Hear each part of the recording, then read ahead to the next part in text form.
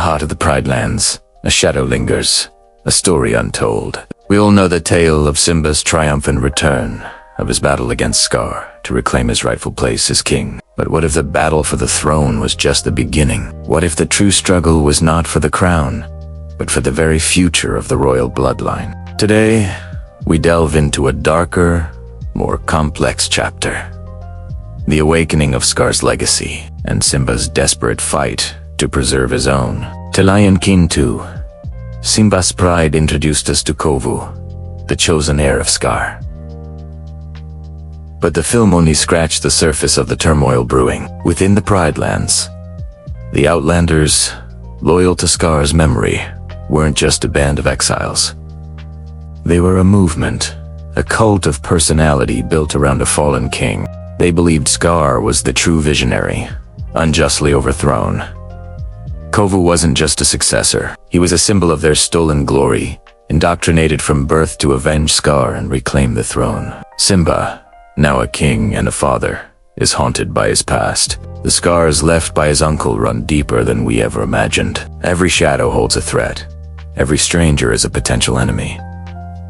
This isn't just a political struggle, it's a deeply personal one. Simba sees Scar's chilling reflection in Kovu's eyes. He is torn between his duty as a king to protect his pride and his instincts as a father to protect his daughter. Kiara, his paranoia, born from trauma, threatens to create the very division he fears. He builds walls, both physical and emotional, trying to isolate his family from the perceived threat. But in doing so, he risks pushing his own daughter away.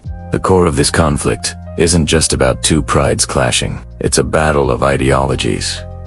On one side, you have Simba's philosophy, rooted in the circle of life, a belief in balance, respect for all creatures, and ruling with a gentle paw. On the other side is Scar's legacy, a doctrine of power, ambition, and survival of the fittest, where the strong take what they want and the weak are left to perish. This isn't a simple case of good versus evil. The Outlanders are driven by desperation. They live in a desolate wasteland, struggling for every scrap of food. Their loyalty to Scar is fueled by a genuine belief that his way would have brought them prosperity. A stark contrast to the hardship they now face. Their anger isn't baseless. It's born from suffering. Kiara and Kovu become the bridge between these two warring worlds. Their forbidden love is more than just a youthful romance. It's a powerful symbol of hope and a direct challenge to the old hatreds. Kiara, embodying the compassionate spirit of Mufasa, refuses to see Kovu as a monster. She sees the individual behind the indoctrination. Kovu, in turn, finds himself torn. He was raised for a single purpose, to kill Simba. But Kiara's kindness and the vibrant life of the Pride Lands show him a different path. A world where strength isn't measured by dominance, but by compassion. Their relationship forces everyone to question what they've been taught. Is bloodline destiny? Or can love and understanding forge a new future, breaking the cycle of vengeance? This story is a powerful exploration of generational trauma. Simba's fear is a direct result of his uncle's betrayal. Zira's hatred is a twisted form of grief and loyalty to Scar. These emotions are passed down to their children, shaping their destinies. Kiara and Kovu's struggle is to break free from the burdens of their parents' past. They have to actively choose a different path to prove that the sins of the father, or the uncle, or the adopted mother do not define the child. This is the true battle for the bloodline. Not about whose genes sit on the throne, but about whether the next generation can heal the wounds of the past, or if they are doomed to repeat them. Imagine the internal conflict for Simba.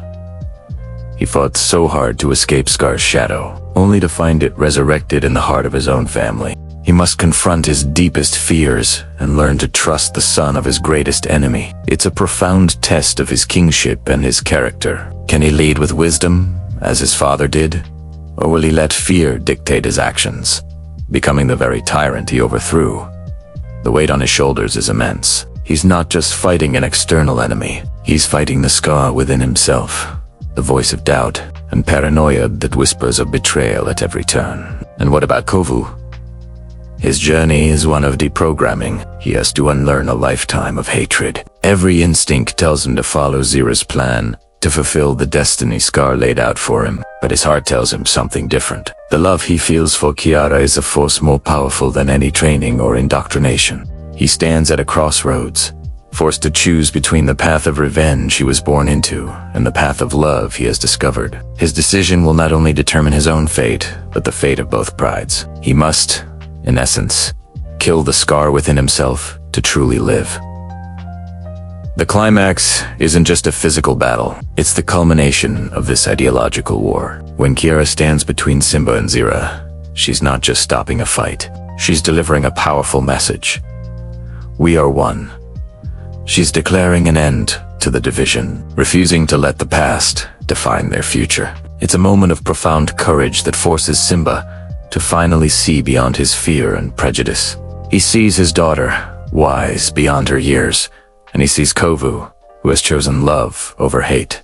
He sees the future. Zira's refusal to accept this new reality, her inability to let go of her hatred, ultimately leads to her demise. She becomes a tragic victim of her own obsession, a final, fading echo of Scar's destructive legacy. In the end, Simba's battle for the bloodline wasn't won by eliminating the threat. It was won by embracing it. By accepting Kovu, Simba didn't just gain he healed a fractured kingdom. He proved that the circle of life is not a rigid, unchanging line of succession, but a dynamic, evolving web of relationships that can grow stronger through forgiveness and unity. The true legacy of a king isn't found in the purity of his bloodline, but in the peace and prosperity of his kingdom. The awakening of Scar's legacy forced Simba to become a better king, a better father, and a better lion, finally breaking the cycle of hate and ensuring a future where all prides could live together as one. What do you think? Was Simba's paranoia justified? Or was he letting his past control him? Let me know your thoughts in the comments below. And if you enjoyed this deep dive into the Pride Lands, make sure to hit that like button and subscribe for more untold stories. Thanks for watching.